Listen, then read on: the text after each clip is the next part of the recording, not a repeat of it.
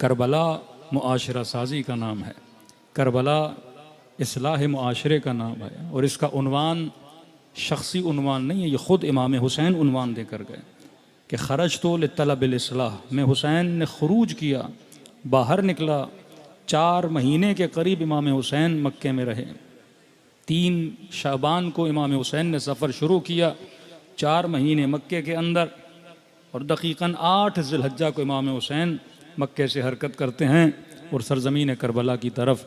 और ख़ुद अपना मकसद बता रहे हैं कि मैं इसलिए निकला ताकि अपने जद की उम्मत की इस्लाह करूं। इस्लाह उसी की होती है जिसके अंदर फसाद आ चुका हो।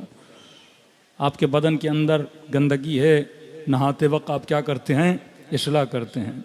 किसी ने मासूम से पूछा कि मौला मुझे मौत से बड़ा खौफ है, मौत से बड़ा डर लगता है, तो इमाम ने उसे यही मिसाल दी। इमाम ने फरमाया अगर तुम्हारे बदन पर गंदगी लगी हो, गंदे ज़ख़म हों जो तुझे तकलीफ़ दे रहे हैं, लेकिन अगर तुझे बोला जाए किसी हम्माम में तुझे भेजा जा रहा है, नहाने के बाद वो सारी गंदगियाँ, वो सारे ज़ख़म तुम्हारे दूर हो जाएंगे, तो क्या उस नहाने से डरोगे या उससे तुझे तस्कीन मिलेगी? कि मौला अगर ऐसा शावर, एक ऐसा हम्माम हो जिसमें जाने से बदन के सारे ज़ख़म ख़त्म हो जाएं, तो मैं तो नहाना पसंद करूँगा। तो मासूम ने फरमाया मोमिन के लिए मौत हम्माम की तरह है। जिस तरह बदन से रूह निकलती है, इसकी सारी तकलीफ़ें क्या हो जाती हैं? दूर हो जाती हैं। तो मासूमीन की मिसाल इस तरह है कि मुआशरे की गंदगियों को दूर करना। करबला एक ऐसा हम्माम है जिसमें जब लोग आते हैं तो साफ़ होकर बाहर जाते हैं। इस हम्माम में अगर हुर आया तो हुर जन्नती बन के बाहर गया। यहाँ पे जनाब ज़ुहैर इब्न कैन आए, जन्नती बन कर गए। जनाब वहब कल्बी आए, जन्नती बन के गए। जनाब बुरैर, जनाब यजीद इब्न सुबैत, बड़े बड़े असहाब इकराम, जो जो इमाम हुसैन से मिला उन्हें जन्नत मिली। तो फरमाया अगर मुआशरा बचाना चाहते हो तो आशूरा ज़रूरी है। ये कलिमात सिर्फ इमाम खुमैनी के ऐसे नहीं कि मुहर्रम और सफ़र की वजह से इस्लाम ज़िंदा है। ये मुहर्रम और सफ़र है जो आपके समाज को बताता है। अभी अल ऐलान आप देख सकते हैं, एक मुसलमानों का समाज है, लेकिन उस समाज में जालिम से लड़ने की हिम्मत नहीं है, जालिम की ललकार की हिम्मत नहीं है। एक वो समाज है जिसको आप शिया समाज बोलते हैं, और हर शिया समाज नहीं, वो शिया समाज जिसने करबला से कुछ सीखा है, वो शिया समाज जिसने करबला से जालिम के मुकाबले में डटना सीखा है, वो शिया समाज जिसने ये सीखा है कि अपनी तादाद को न देखा करो, अपने हौसले को देखा करो, रब के तवक्कुल को देखा करो। इमाम हुसैन 100 लोगों के साथ मद्दे मुकाबिल 30,000 का लश्कर है। शुजाअत इमाम हुसैन देखें। उस वक्त अकाबिर मदीना कह रहे थे हुसैन इब्न अली, जिस रास्ते पे आप चले हैं यहाँ मौत है, जिस रास्ते पे आप चले हैं यजीद का मुकाबला नहीं कर सकते। लेकिन इमाम हुसैन को पता था कि सुन्नत इलाही है, अगर अल्लाह पे तवक्कुल करके चलो। वो इब्राहीम तको तनहा है, निमरूद के मुकाबले में निकले।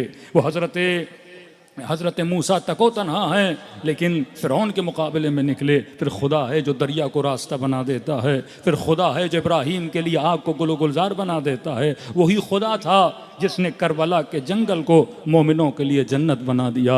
आज लाखों की तादाद में लोग करबला जाते हैं। कितने लोग हैं जो इस करबला की वजह से जिनकी दुनिया भी संवर जाती है, आखिरत भी संवर जाती है। तो याद रखिए, आशूरा समाज साजी का नाम है, आशूरा मुआशरा साजी का नाम। अब मौला फरमाते खरज तो इस्लाह उम्मत जद्दी, अब इस उम्मत की मैं इस्लाह करना चाहता हूँ। अगर कोई उम्मत है, कोई मुआशरा है, तो मुआशरे के अंदर फैमिली भी है, मुआशरे के अंदर स्कूल्स भी हैं, मुआशरे के अंदर लिबास भी है, मुआशरे के अंदर ग़ज़ा भी है, मुआशरे के अंदर ये फ़र्द भी है जिसकी इंटरनल इस्लाह होना ज़रूरी है। और ये हर इस्लाह मासूमीन अलैहिस्सलातु वस्सलाम ने की है।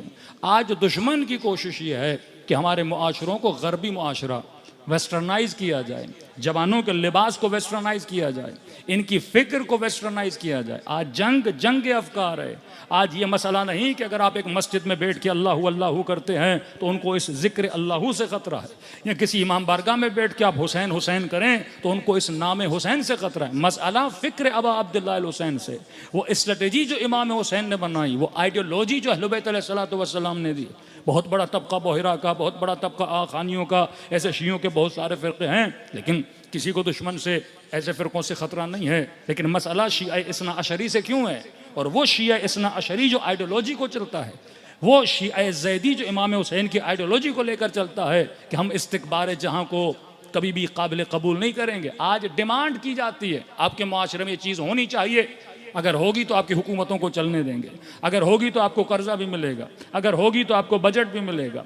बड़ी आसान तरीके से NGOs लाई जाती हैं, USAID के नाम से प्रोजेक्ट्स दिए जाते हैं। ये ड्रामा, ये फिल्में जो आप देखते हैं, इनको बड़े बड़े बजट दिए जाते हैं। एक बजट सिर्फ इसीलिए होता है कि इस ड्रामे में जो खातून लिबास पहनेगी वो वेस्टर्नाइज लिबास होगा।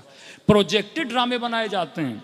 अभी मसलन सैयद की गैर सैयद से शादी हो सकती है नहीं हो सकती, इस पे वो ड्रामे बना रहे हैं। एक तो मसला फ़िक़ी हो कि होना चाहिए कि नहीं होना चाहिए। भाई फिल्म इंडस्ट्री को क्या पड़ी है कि माशरे में एक मसला जो हमारा इंटरनल मसला है उस पर ड्रामा बना दिया जाए, लिबास कैसा होना चाहिए उस पर ड्रामा बना दिया जाए। अब ये बच्चे बच्चियां देखते हैं, इनके वजूद पे क्या होता है असर हो। इन्होंने सबसे पहले अपनी सोसाइटीज़ पे एक्सपीरियंस किए हैं।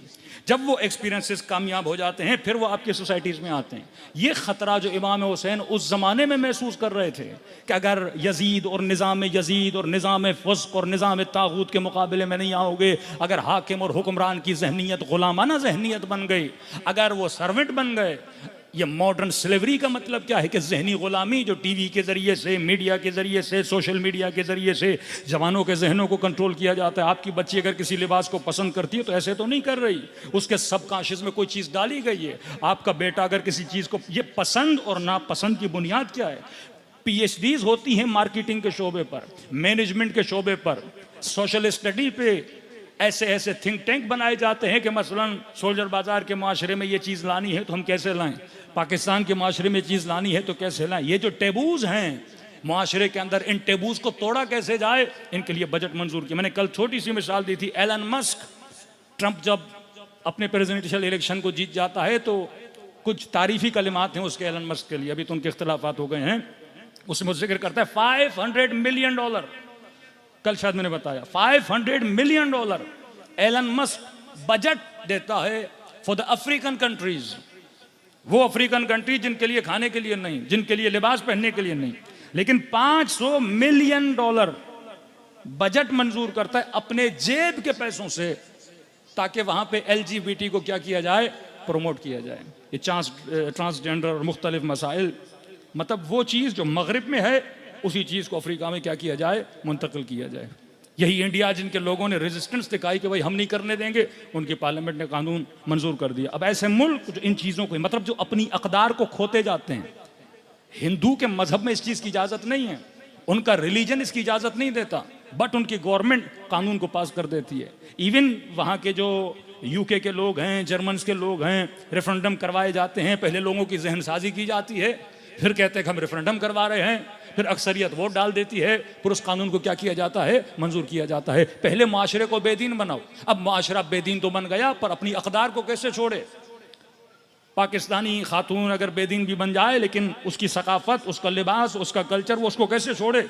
उसको छुड़वाने के लिए फिर कानून मंजूर कर दिए जाते हैं। फिर ऐसे लोगों को टीवीज़ पे लाया जाता है, ऐसे लोगों को बड़ी बड़ी पोस्टों पे बिठाया जाता है, ऐसे बद किरदार लोगों को माशरे के लिए ब्रांड बना के पेश किया जाता है, ताकि आज की नस्लें क्या करें, उसको फॉलो करें। ये करबला अगर न हो, ये आशूरा अगर न हो, ये मजालिस अबा अब्दुल्ला न हो, तो हमारे घरों से गैरत ख़त्म हो जाए, हमारे घरों से हया ख़त्म हो जाए, हमारे घरों से चादर ख़त्म हो जाए, हमारे घरों से तहजीब सैयदा ज़ैनब ख़त्म हो जाए। ये मजलिसें हमें तहजीब और मुआशरे को महज़्ज़ब बनाने के लिए हैं। तभी हमने अर्ज़ की, 10 आयन मैंने आपकी खिदमत में रखे कि करबला अक्ल को शार्प करती है, करबला इल्म बढ़ाती है, करबला मकाम इबरत पे लाती है, करबला दुश्मन शिनासी सिखाती है, करबला हमारे इमोशंस को सही सिमत में लाके खड़ा कर देती है, करबला हमारे अकायद को मजबूत करती है, करबला हमें बताती है कि अहले बैत अलैहिस्सलातु वस्सलाम से इल्म लेना है और उस इल्म पे क्या करना है, अमल करना है। आज इस्लाह मुआशरे पे मैं बाद में आऊँगा, इस्लाह फैमिली पे बात करता हूँ, जिस पे कुरान ने भी गुफ्तगू की है और अहले बैत अलैहिस्सलातु वस्सलाम ने भी सलवात पढ़े, मोहम्मद व आले मोहम्मद।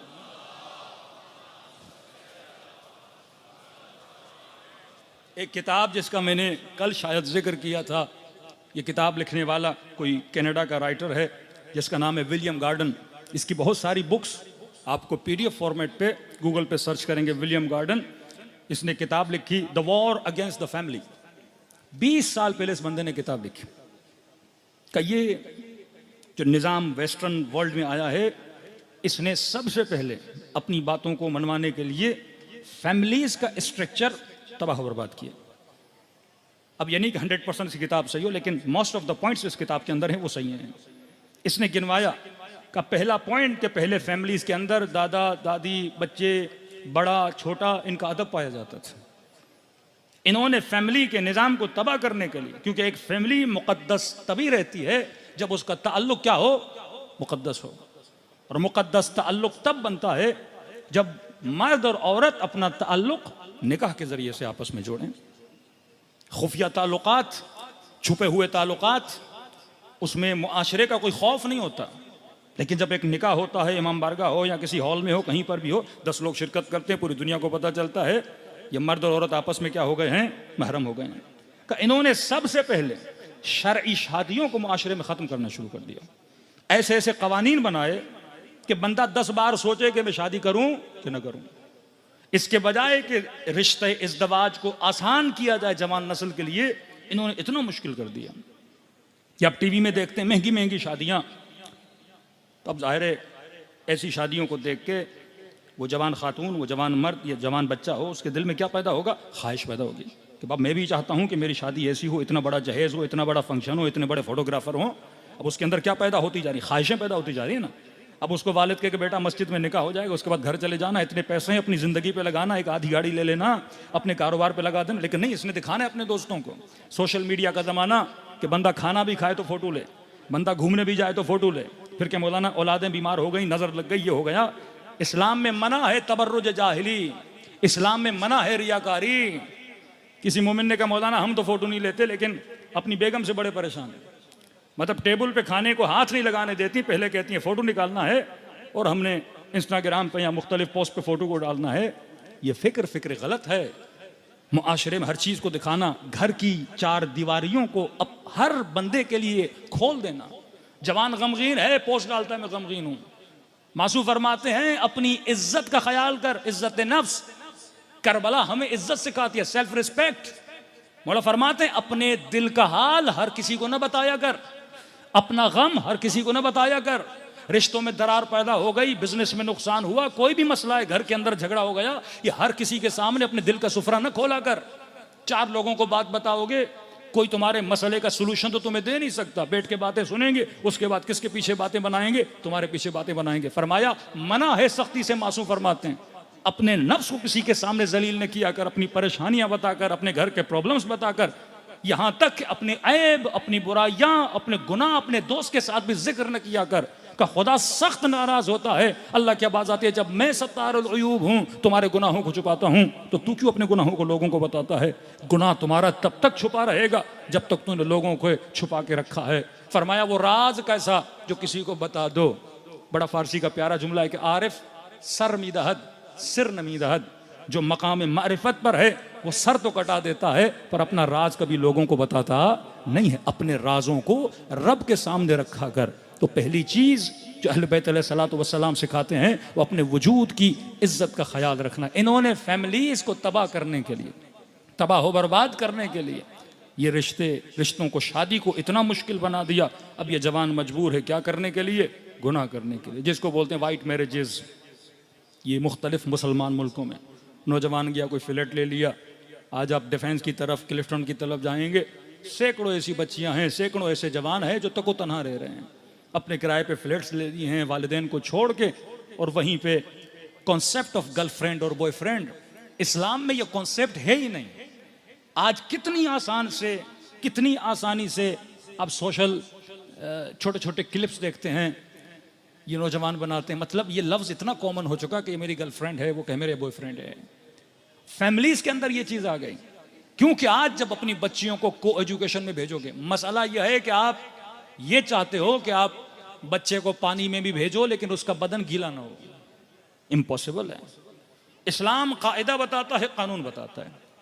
अगर कायदे कानून पे अमल किया बचोगे, अगर कायदे कानून पे अमल न किया, बड़े से बड़े मुज्तहिद भी हो, बड़े से बड़े आयतुल्लाह भी हो, बचने का कोई इम्कान नहीं है।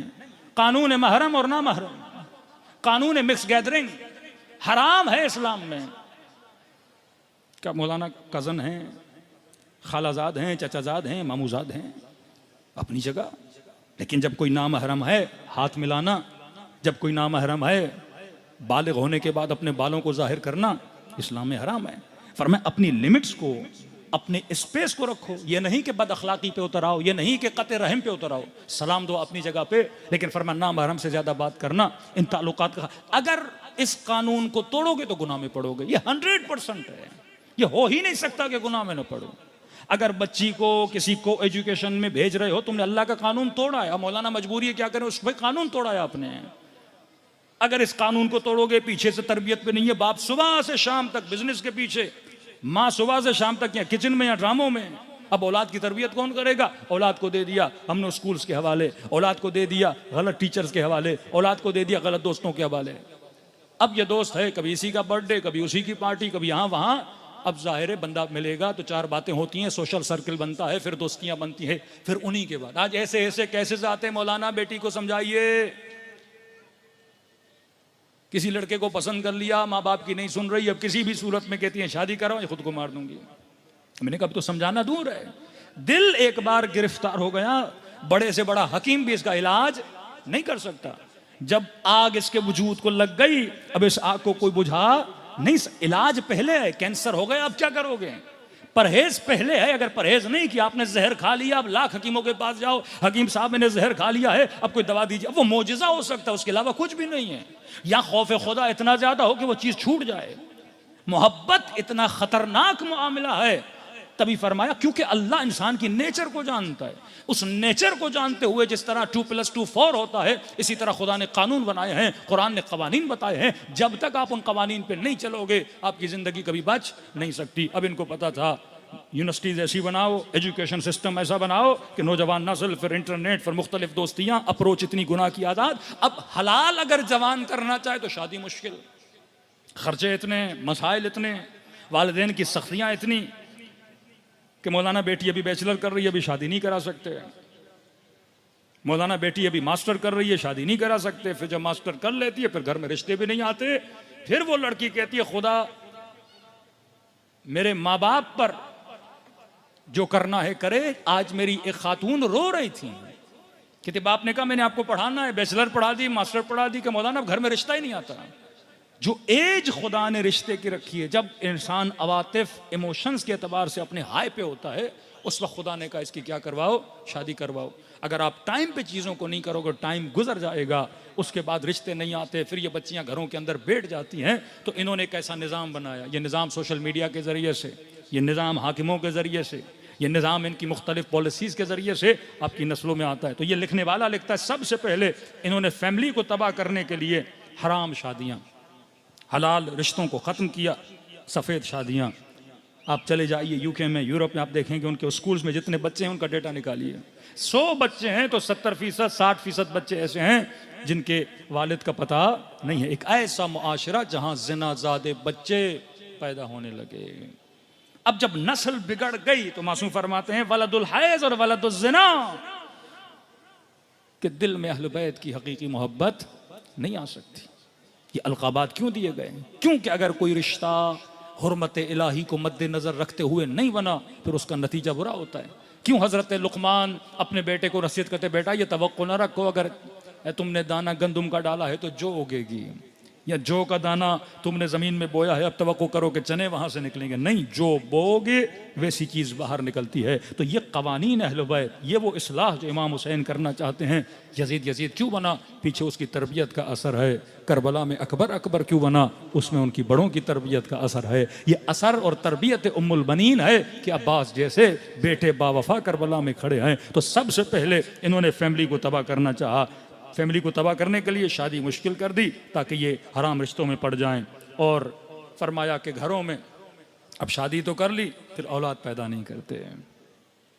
बिल्कुल औलाद पैदा करने का रेशो आप वेस्ट में चले जाएंगे कम होता जा रहा है। अब जाहिर है इंसान के अंदर मोहब्बत और उल्फत है, ये बड़ा हो जाता है, इसको चाहिए किसी से मोहब्बत करे।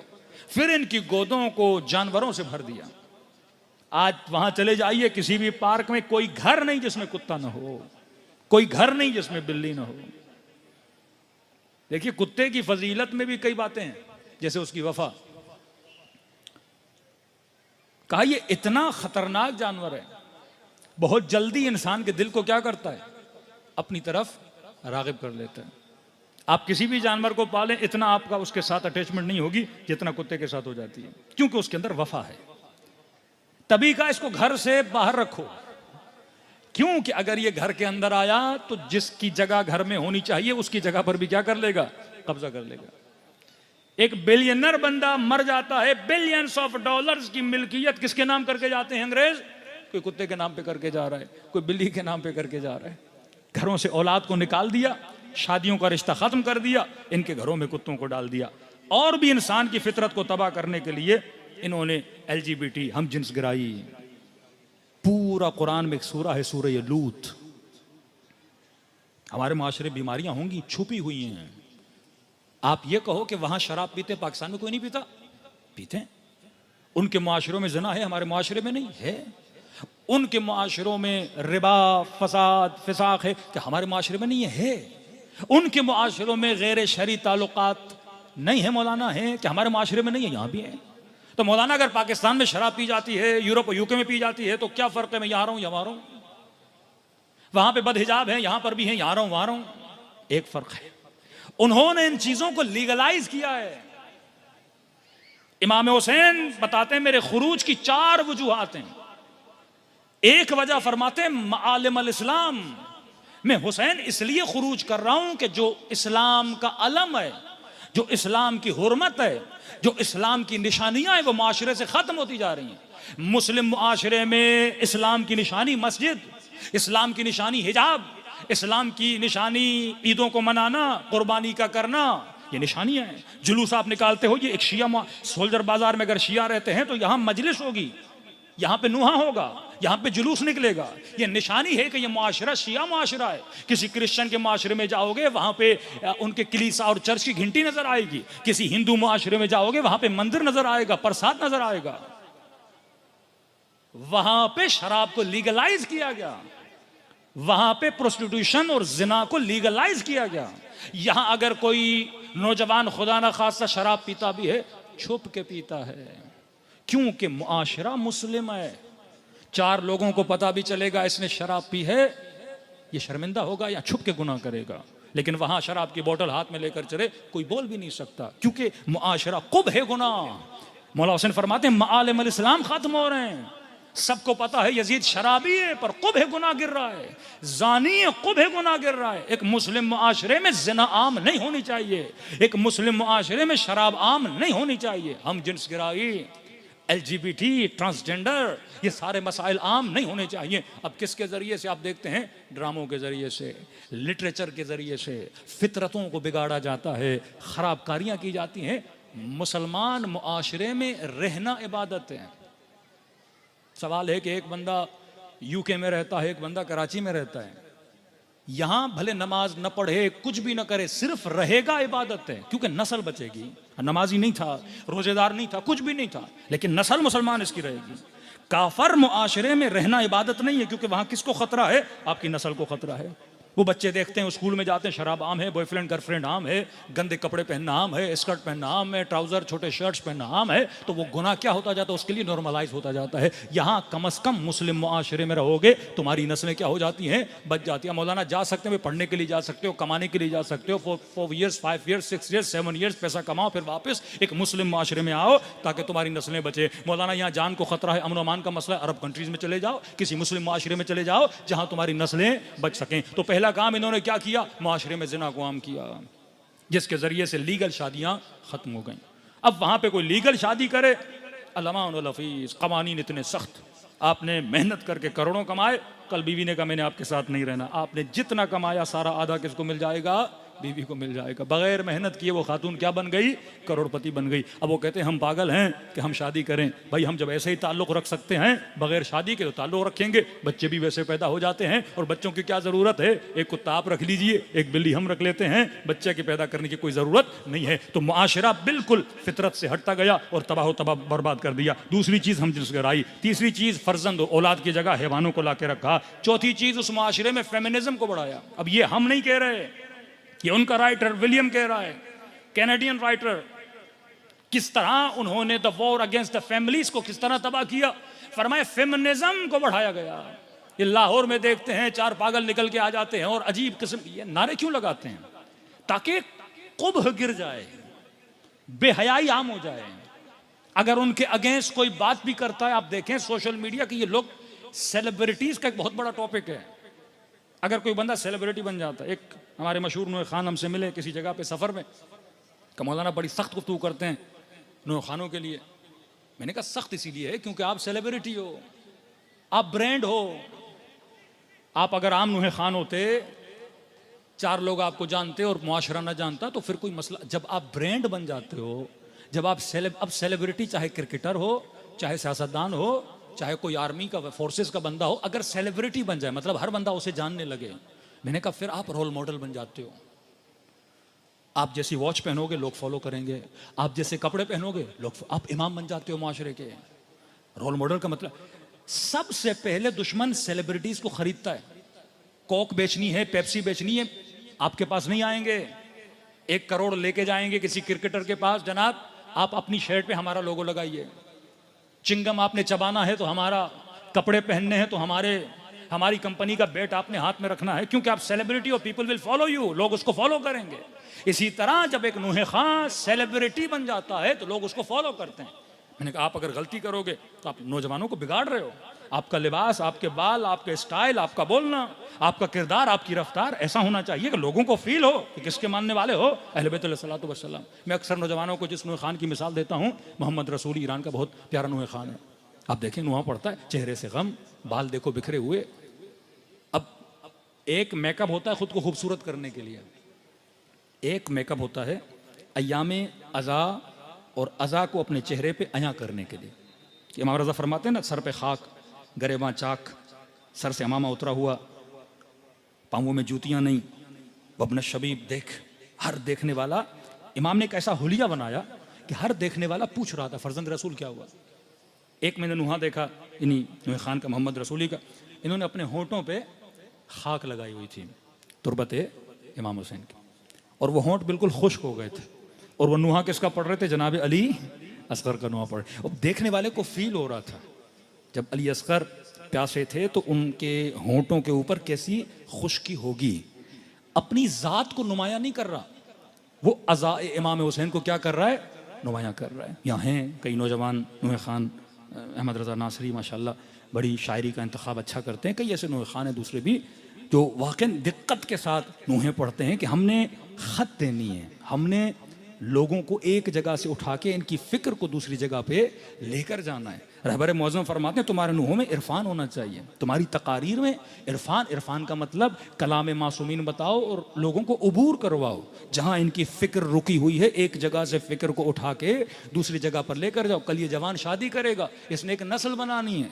ये खातून जो मजलिस में आकर बैठी, इसने माँ बनना है, इसने एक बेटी की तरबियत करनी है। ये बाप जो बाहर कमाने जा रहा है, इसने रिज़्क़ हलाल अपने बच्चों के शिकम में डालना है। एक ऐसी रोज़ी अपने बच्चों के शिकम में डालनी है कि ये बच्चे यार बन सकें, इमाम ज़माना के लिए ज़मीन ज़हूर को फराहम कर सकें। ज़हूर कैसे होगा? जब तक वो माशरा हुसैनी नहीं बनेगा। पड़े हुए हों जो मुख्तलिफ नशों में, घुटकों में, मुख्तलिफ चीज़ों में, एक जवान को सोचना चाहिए मैं अपनी ज़बान को, अपने मुंह को किन चीज़ों में इन्वॉल्व कर रहा हूँ। एक खातून को सोचना चाहिए जब मैं फ़र्ज छुपाने में। इतनी सख्त हदीस मेराज, अगर वक्त मिला चंद जुमले पढ़ेंगे कि आप सुने कि रसूल खुदा फरमाते मैंने किन आलम में उन औरतों को शादियाँ फर्जंद छीन लिए, उनकी जगह पे हैवानात को ला लिया, हिमजिन्स गराई को आम कर दिया ताकि ये मर्द शादी ना करें। आज आप जाते हैं, काम करते हो, खुदा 100 गुना अजर देगा। बुरा काम करोगे उतनी आपको सजा दी जाएगी। तो सबसे पहले सेलिब्रिटीज को खरीदा जाता है, ये पूरा से जाता है इन्हीं सेलिब्रिटीज के जरिए से।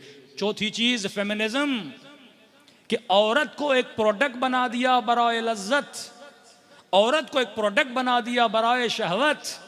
आज फिल्म हो या ड्रामा हो, मुख्तलिफ जगह पे शोबिस में चले जाए कि शोबिस बंदे से पूछ ले एक औरत का वहाँ पे इस्तेमाल क्या है? सिर्फ नुमाइश वजूद, सिर्फ नुमाइश जीनत, क्योंकि मर्द को उस जीनत की तरफ अट्रैक्शन है। लिहाजा कमर्शलिज्म का ज़माना है, कैपिटलिज्म में हम रहते हैं, हर चीज़ की बोली लगाई जाती है, कीमत लगाई जाती है। लेकिन करबला ने आपको इज्जत दी, करबला ने आपको आबरू दी, करबला ने आपको चादर दी, करबला ने आपको हया दिया, करबला ने मर्दों को गैरत दी। सलवात पढ़े मोहम्मद वाले मोहम्मद पर।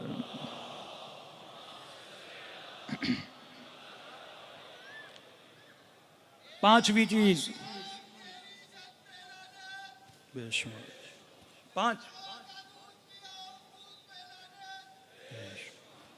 पांचवी चीज तनव्वु तलबी। इतनी जिंदगियों में वैरायटी बढ़ा दी, अब ये इंसान एक चीज पे मुतमईन नहीं होता। वो रिश्ते हों, वो रिलेशंस हो, या मल्टीपल रिलेशंस में जाना चाहता है। वो घर हो या मल्टीपल घरों में रहना चाहता है। वो लिबास हो, ये इतनी वैरायटी बढ़ा दी कि इंसान एक जगह पे रुकता नहीं, मल्टीपल वैरायटीज। अब थोड़ा कुरान की तरफ आते हैं। कुरान ने भी फैमिलीज पे गुफ्तगू की है। कुरान की निगाह में फैमिली कैसी होनी चाहिए। पहली आयत, खलक़ लकुम अज़वाजन लितस्कुनु इलैह। खुदा कहता है मैंने ज़ौज बनाया तुम्हें, मर्द और औरत। किस लिए बनाया? अल्लाह कहता है मैंने ये रिश्ता बनाया सुकून के लिए। ये तस्कुनु, फारसी में घर को कहते हैं मस्कन। घर एक ऐसी जगह जहां पर इंसान सुकून ले। अब ये पांच चीजें सुनिए, अगर रिश्ते के अंदर ये पांच चीजें नहीं, रिश्ते का फायदा नहीं। बंदा शादी करे पर सुकून नहीं हो तो शादी का फायदा क्या? शादी लज्जत जिस्मानी लज्जतों के लिए सिर्फ नहीं है। अगर इंसान ने सिर्फ जिस्मानी लज्जत लेनी है, 100 जगह से ले सकता है। असल मकसद शादी का क्या था? ताकि सुकून मिले। ऐसी बीवी जो मर्द को सुकून दे, ऐसा शोहर जो अपनी जोजा को सुकून दे। फरमाए हमने अज़वाज को खल्क किया ताकि तुम्हें क्या मिले? सुकून मिले। दूसरी फरमाए वजअल बैनकुम मवद्दह, हमने तुम्हारे बीच में क्या रखी? मवद्दत। एक है हुब, एक है वुद। मन मात अला हुब आले मोहम्मद कुल ला अस्अलुकुम अलैहि अजरन इल्ला अल मवद्दत फिल कुर्बा। हुब है एक तरफा, आप किसी से मोहब्बत करते हो, वो आपसे नहीं करता, इसे कहते हैं हुब। हो सकता है शोहर बीवी से मोहब्बत करे, बीवी इतनी ना करे। आप औलाद से करें, औलाद ना फरमान हो, आपसे ना करे। आप भाई से करो, भाई आपसे ना करे। आप फला मोमिन से मोहब्बत करो, वो ना करे, इसे कहते हो हुब एक तरफा है। हमें कहा कि आले रसूल से क्या करो? मवद्दत करो। खुदा कहता है घर मस्कन, बाइसे सुकून। दूसरा कहता है वजअल बैनकुम, हमने तुम्हारे बीच में क्या रखा? मवद्दत रखी। वुद कहते हैं मोहब्बत दो तरफा। वो घर कामयाब है जिसमें दो तरफा मोहब्बत हो। ये नहीं कि आप मोहब्बत करो, अगला बंदा आपसे मोहब्बत नहीं। तीसरी चीज वजअल बैनकुम मवद्दतम व रहमह, मवद्दत भी रखी। और खानदान और घर वो होता है जिसके अंदर रहमत हो। 3 वर्ड आ गए, हुब, वुद, रहमत। मतलब एक खानदान के अंदर मोहब्बत हो।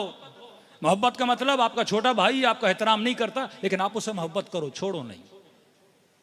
माँ देख रही है औलाद है नाफरमान है, कोई बात नहीं, माँ मोहब्बत नहीं छोड़ेगी। हाँ, एक मर्तबा खानदान बहुत अच्छा, उसके अंदर मोहब्बत भी होनी चाहिए। अगर देखो माँ मोहब्बत कर रही है तो जवाब किससे जाना चाहिए? मोहब्बत से जाना है। तीसरी चीज है रहमत। रहमत का मतलब ये है, मसलन आप एक रिश्ते में थे, 2 भाई थे, कारोबार साथ करते थे, कमाई इक्वल आती थी, वो अपना हिस्सा लेता था, आप अपना हिस्सा लेते थे, लेकिन अचानक आपके भाई का एक्सीडेंट हो गया, खुदा ना खास्ता अपाहिज हो गया या बीमार हो गया। डॉक्टर ने कहा 6 महीने इसने रेस्ट करनी है। अल्लाह कहता है अब इस फैमिली के अंदर रहमत भी होनी चाहिए। फिर 6 महीना उसे खिलाओ क्योंकि तेरा भाई है। 6 महीना अपनी बहन के बच्चों को पालो क्योंकि वो यतीम हो गए हैं। फैमिली तब बनती है जब उसके अंदर रहमत हो। अगर वो नहीं कमा पा रहा तो उसकी मदद कर। अगर वो तुझसे मोहब्बत करता तो उसके साथ बदले में क्या कर? मवद्दत कर। चौथी चीज फरमाया कुर्रत आयुन जअलना मिन अज़वाजना व ज़ुर्रियातना कुर्रत आयुन। कुर्रत आयुन कहते हैं आंखों की ठंडक। इस महीने में माह मुहर्रम में तकरीबन 2 मुहर्रम को जनाब ज़करिया ने दुआ की, ऐ खुदा मुझे एक बेटा अता कर। उलमा फरमाते हैं माह मुहर्रम में हज़रत ज़करिया की नीयत रख के जो साहिबान औलाद नहीं है वो दुआ करें कि खुदा हमें हुसैन के सदक़े में क्या अता कर? औलाद अता कर। और खुदा ने हज़रत ज़करिया को जनाब यही अता किया। तो कहा कि ये मेरे लिए क्या है? कुर्रत आयुन है, आँखों की ठंडक। वो ख़ानदान जिसके अंदर औलाद क्या हो? आँखों की ठंडक हो। 5वीं चीज़ फरमाया हुन्ना लिबासुन लकुम व अंतुम लिबासुन लहुन्ना। रिश्ता तब बनता है जब ये एक दूसरे का क्या बने? लिबास बने। शोहर बीवी का लिबास, बीवी शोहर का लिबास। अब लिबास की मिसाल क्यों दी? कोई और मिसाल देता कुरान मजीद, लेकिन ये कुरान हिकमत की किताब है। अल्लाह ने कौन सी मिसाल दी? लिबास। लिबास इंसान के लिए बाइस ज़ीनत है। आप लिबास क्यों पहनते हैं? क्योंकि आप उससे खूबसूरत लगते हैं, जेंटलमैन लगते हैं। अच्छा लिबास पहनेंगे, गंदा लिबास पहनेंगे आप बुरे लगेंगे। फरमाया बीवी शोहर का लिबास, शोहर बीवी का लिबास। ये घर घर तब बनता है जब एक दूसरे के लिए क्या बनो? बाइसे लिबास बनो, एक दूसरे की खूबसूरती का बाइस बनो। दूसरी चीज लिबास क्या है? अगर गर्मी का मौसम है तो मैंने नाजुक अबा पहनी हुई है, अगर मोटी अबा पहन के आऊं तो कहेंगे मौलाना ने लिबास मुनासिब नहीं पहना। कल मैं स्वेटर पहन के आ जाऊं कहेंगे मौलाना हो सकता है कोई मसला हो गया इनके साथ कि इतनी गर्मी में स्वेटर पहनकर आ गए हैं। तो लिबास मुतनासिब बफसल, मुतनासिब होता है मौसम के साथ। अगर गर्मी का मौसम है तो लिबास नाजुक, अगर सर्दी का मौसम है तो लिबास गर्म होना चाहिए। अब रिश्ते ये सिर्फ मियाँ बीवी की बात नहीं है, हर रिश्ता, भाई बहन, माँ बहन। अब अचानक बीवी बहुत गुस्से में, तो यहाँ शोहर को ठंडा होना चाहिए। हाँ, गर्म मौसम लिबास ठंडा। शोहर गर्म हो गया, गुस्से के अंदर आ गया, बीवी को क्या होना चाहिए? ठंडा होना चाहिए। जवान बेटा 14 साल का 15 साल का गुस्से में आ गया, बाप को ठंडा होना चाहिए। यहाँ पे जितना अपनी नस्लों के साथ गुस्सा करोगे, जवान की तरबियत सही नहीं करोगे, ये क्या बनेगा? जाके जिद्दी बनेगा। इस्लाम तरबियत का पैगाम देता है। हमारे उस्ताद मुअज़्ज़म कहते हैं कि एक बच्चा था, अब इस्लाम में जमात का मसला बड़ा सवाब है, 5, 6, 7वीं मजलिस इस पे मैं जिक्र करूंगा। कहते 6 साल का बच्चा सुबह की नमाज इसको नींद से उठा के घसीटते हुए कहाँ लेके आ रहा है? मस्जिद में लेके आ रहा है। अभी मस्जिद के पेश हम इसको समझा रहे हैं कि नहीं नहीं, नमाज की बड़ी फजीलत है, अभी से सीखेगा। अब बच्चे के लिए नींद बड़ी अजीज है, नींद से बड़ा प्यार होता है। अब आप उस नींद से उठा के 7 साल 6 साल का बच्चा है, किसने का जमात में ले जाओ? इस्लाम कहता है 7 साल के बाद थोड़ी सख्ती और इसको आहिस्ता आहिस्ता चीज़ों को सिखाओ। ये नहीं कि उस चीज़ से बेजार हो जाए। कहते हैं मौलाना वल्लाह ये बच्चा जब मैट्रिक और इंटर में आया, इसने पूरे नमाजियों का जीना मस्जिद के अंदर हराम कर दिया। क्योंकि बाप इसको बचपने में जबरदस्ती मस्जिद में लाता था, ये नहीं कि उसे सिखाए, मस्जिद की मोहब्बत दिल में पैदा हो। कि हम नमाजी नमाज पढ़ते थे, वो ईरान में कपड़ा रखते हैं जिसमें सजदगाहें होती हैं, का जैसे हम अल्लाह अकबर की नमाज शुरू करते थे, ये कपड़ा खींचता था, सबकी सजदगाहें कभी इधर कभी उधर। का ये सख्त दुश्मन बन गया, किसका? मस्जिद का। क्योंकि शऊर नहीं, क्योंकि फिक्र नहीं कि मैंने तरबियत कैसे करनी है। जवान गर्म है, बाप को पता होना चाहिए जवान के अंदर सेल्फ स्टीम, सेल्फ रिस्पेक्ट होती है, इसको लोगों के सामने जलील नहीं कर सकता। डांटना है तो कमरे के अंदर, पता हो कि मैंने किसको किस तरह से तरबियत देना है। तो 5 चीज़ें फरमाया, हुब, रहमत, नूर चश्म और लिबास। लिबास का पता होना चाहिए कि हमने किस तरह पहनना है। फरमाया दूसरा सवाल, लोग कहते हैं कि आखिरत में भी फैमिली होगी या हम आखिरत में अकेले जन्नत में जाएंगे? कुरान आखिरत की फैमिली का भी जिक्र करता है। यहाँ पे अगर अच्छी फैमिली रखोगे तो आखिरत में भी विद फैमिली जाओगे। फरमाते कुरान में सूरह तूर 31 और 23, अल्लज़ीना आमनू मुमिनन वत्तबअहुम अलहक़ना बिहिम ज़ुर्रियतहुम। कहते हैं ये माँ बाप जब जन्नत में जाएंगे, अब बाप है माँ है, इनका नंबर 100 नंबर मिला तो सीधा जन्नत।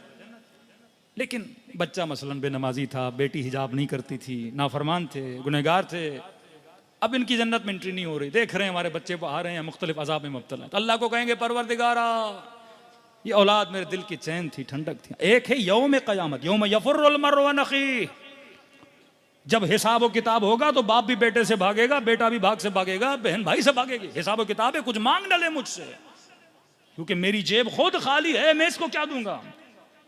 वहां नफसी नफसी नफसी, हर बंदा अपने नफ्स के पीछे होगा कि मैं खुद बच जाऊं। लेकिन जब जन्नत पहुंचे, अब होगा कि भाई बेटे का क्या हुआ, अब होगा बेटी का क्या हुआ। तो अल्लाह को कहेंगे परवरदिगारा हम चाहते हैं कि हमारे साथ आए। तो आवाज़ खुदावंद आएगी मलाइकों का, अलहक़ना बिहिम ज़ुर्रियतहुम। ये जो नेक मोमिनीन हैं, खुदा कहेगा कि इनके बच्चों को इनकी तरफ भेज दिया जाए। यहाँ पर इमाम जाफ़र सादिक़ अलैहिस्सलातु वस्सलाम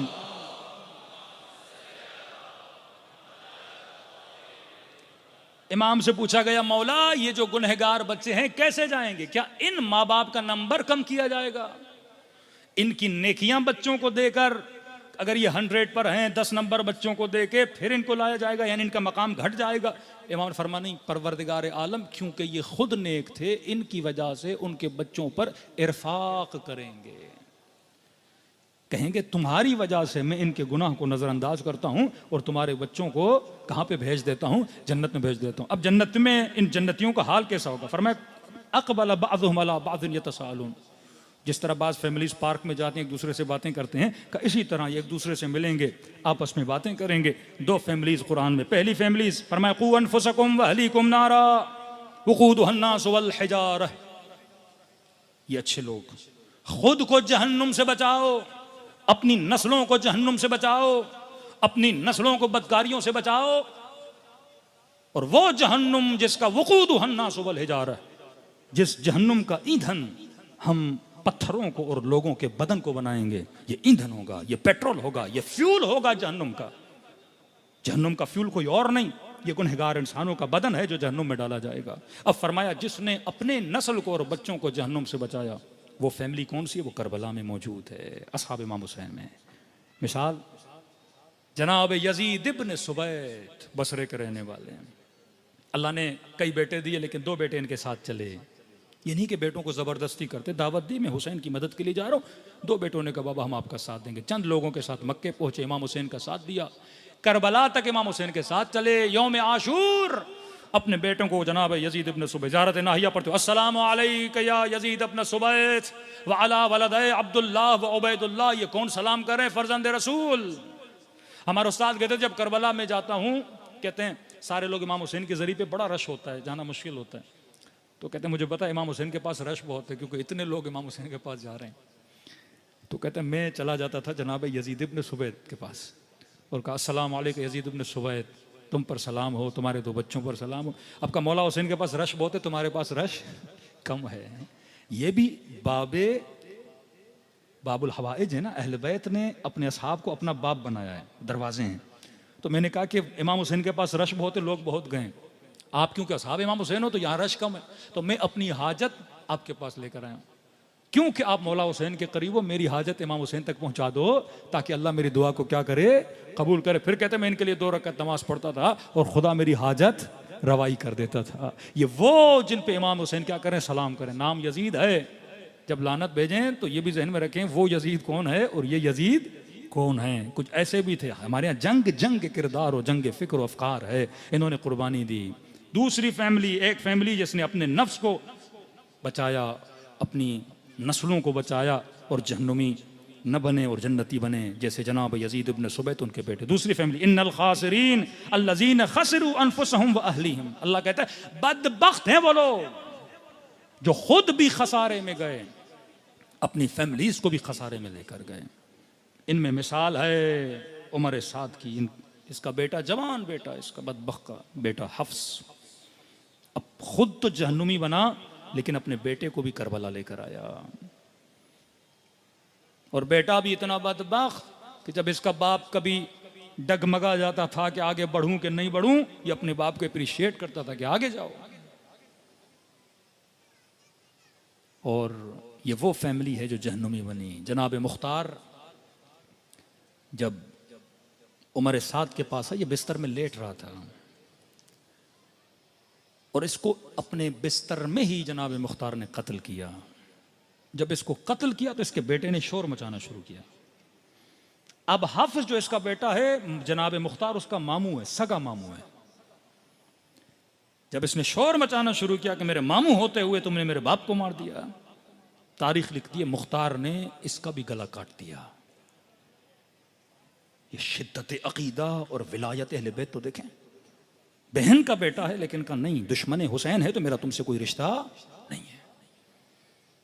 अब एक जगह सर पड़ा है जनाब यजीद इब्न सुबैत का और उसके 2 बेटों का, अब्दुल्ला और उबैदुल्ला। तसव्वुर करें दूसरी जगह पे सर पड़ा है उमर साद का और उसके बेटे का हफ्स का। ये 2 फैमिलियां हैं, एक जो जन्नत की तरफ रवाना हुए, दूसरे जो जहन्नुम की तरफ भेजे गए। अगर मौला हुसैन की मदद करता आज इन मजलिसों में इस लई पे सलाम भेजे जाते ना, दुनिया याद करती है इसे, लेकिन इसने खुद को क्या बनाया? जहन्नुमी बनाया। करबला ये सिखाती है कि जन्नत का रास्ता क्या है, जहन्नुम का रास्ता क्या है। विदिन 3 इयर्स ये मारा गया, 3 साल के अंदर।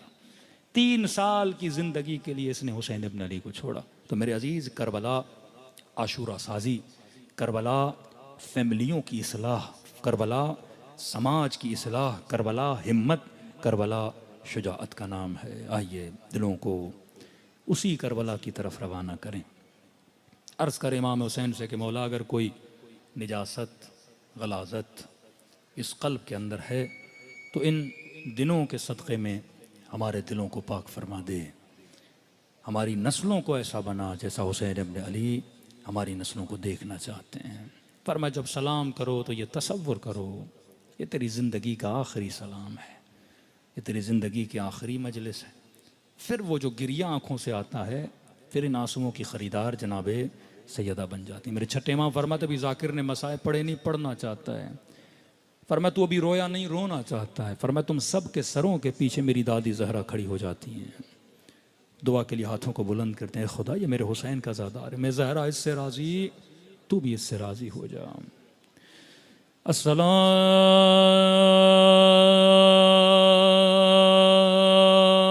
अलल हुसैन व अला अली इब्न अल हुसैन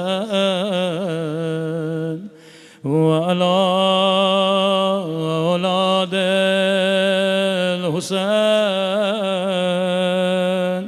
व अला अस्हाब मजमा बहुत है, हुसैन की सदा बुलंद हो, सब मिलके अस्सलाम अलल हुसैन व अला अली इब्न व अला औलाद अल हुसैन व अला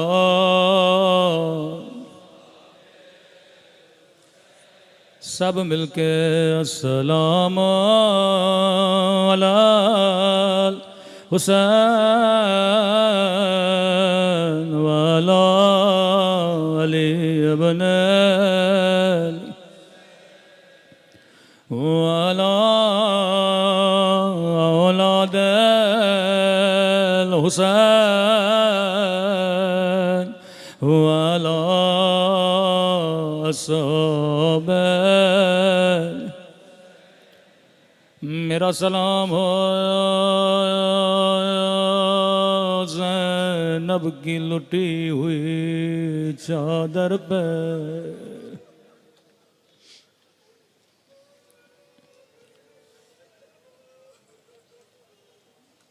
फरमाया ऐसे सलाम करो जैसे सकीना ने बाबा को सलाम किया था। चौथे इमाम फरमाते मेरे बाबा के बदन पे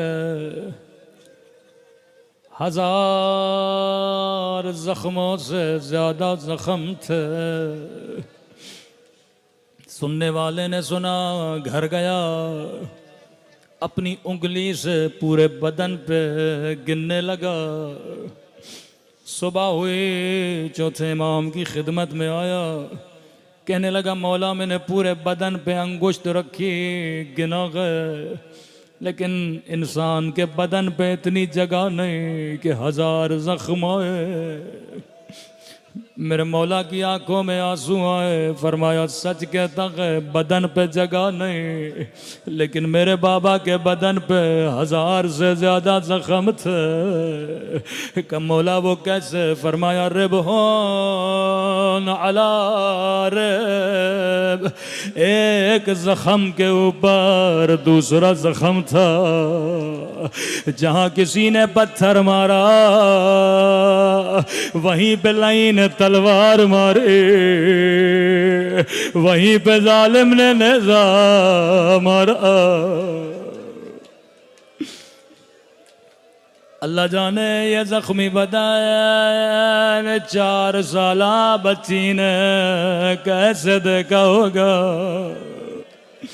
खुदा किसी बच्ची को बाबा का जख्मी बदन न दिखाए। आज अल्लाह को इस बच्ची का वास्ता दे ताकि कोई खालियात मजलिस से न जाए।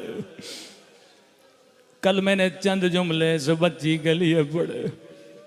2 बच्चियां हैं जिनसे हुसैन बड़ा प्यार करते थे। एक का नाम सकीना है, जिसके लिए फरमाया शियो जब जब ठंडा पानी पियो मेरी बच्ची को याद किया करो। एक एक घूंट के लिए मेरी बच्ची को शिमर ने बड़े तमाचे मारे।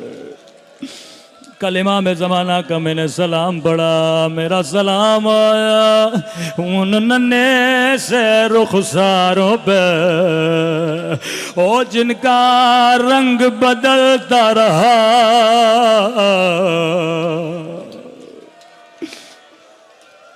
जब जब ठंडा पानी पियो मेरी सकीना को याद किया करो, कभी अपनी छोटी बच्चियों के चेहरों पे तमाचे न मारा करो। लेकिन आइए खुदा को आज एक और बच्ची का वास्ता देते। ये बच्ची बहुत मजलूमा है, लेकिन एक और बच्ची जो बीमार भी है, परेशान भी है। सकीना कम अज कम बाबा के पास थी, अकबर के साथ थी, अब्बास की गोदी में बैठी। लेकिन मेरे अल्लाह तुझे यतीम सुगरा का वास्ता जो मदीने में बाबा बाबा करके रोती रहे, फरमाया अब्बास कागज ला, कलम ला, उन बच्चों के नाम लिखो जो मेरे साथ चलेंगे। अब्बास लिखो, सकीना साथ चलेगी, अकबर साथ चलेंगे, कासिम साथ चलेंगे। लेकिन गाजी कहते हैं जब सुगरा का नाम आया, फरमाया अब्बास मेरी बच्ची बीमार है, बीवियों को कहो सुगरा को घर की चाबियां दे दे, घर के सहन में 4 पाई लगा दे और कहो सुगरा से खुदा हाफिज करे। बीमार बच्ची चारपाई पे बिठाया, घर के सहन में रखा। एक एक बीबी आती थी, सीने से लगाती थी, कहती थी खुदा हाफिज सुगरा अगर जिंदगी रहे तो फिर मिलेंगे। रावी कहता ये बच्ची खामोश थी, एक एक बीबी खुदा हाफिज करती गई। लेकिन जब ज़ैनब की बारी आई, पुफी ने सीने से लगाया, कहा खुदा हाफिज सुगरा अगर जिंदगी रही तो फिर मिलेंगे। अब तक सुगरा खामोश थी, लेकिन जब ज़ैनब ने कहा जिंदगी रही मिलेंगे, बच्ची ने दोनों बाहें पुफी के गले से डाल दी। कहने लगी पुफी अम्मा मैं समझ गए, अब मेरा बाबा वापस नहीं आएगा, अब मेरा अकबर वापस नहीं आएगा।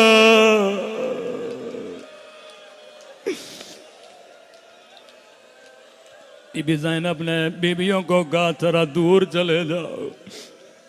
तन्हा सुगरा को बिठाया, फरमाया सुगरा इस बात का इल्म मेरे अलावा, हुसैन के अलावा किसी को नहीं। तुझे कैसे पता तेरा अकबर वापस नहीं आएगा? तुझे कैसे पता अब बाबा वापस नहीं आएंगे? रो के अर्ज किया पुप्पी अम्मा मैं बीमार हूँ, मुझे रातों को नींद नहीं आती। आधी रात का वक्त था, आसमां से एक नूरी हमारी उतरी। नूरी हमारी में एक काले बुरके में बीवी थे, सर पे खाक डालने लगे, रोके कहने लगी मेरे हुसैन तेरी माँ ज़हरा तुझे कहाँ कहाँ रोएगी? ओ करबला में रोएगी या शाम के बाजार में?